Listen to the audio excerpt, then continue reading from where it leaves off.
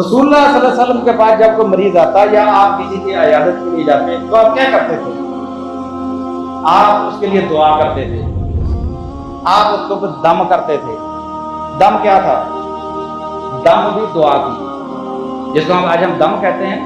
وہ ان کے ترجمہ پڑھے کسی بھی حدیث میں جتنے بھی دم آئے ہیں وہ بھی دعا تھی، شفا کی دعا تھی اس کے لیے،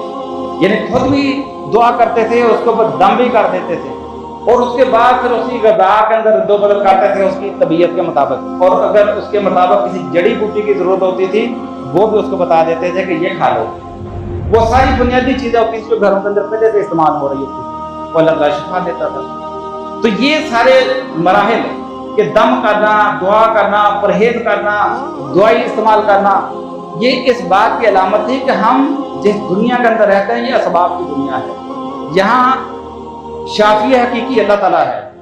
زندگی موت اس کے ہاتھ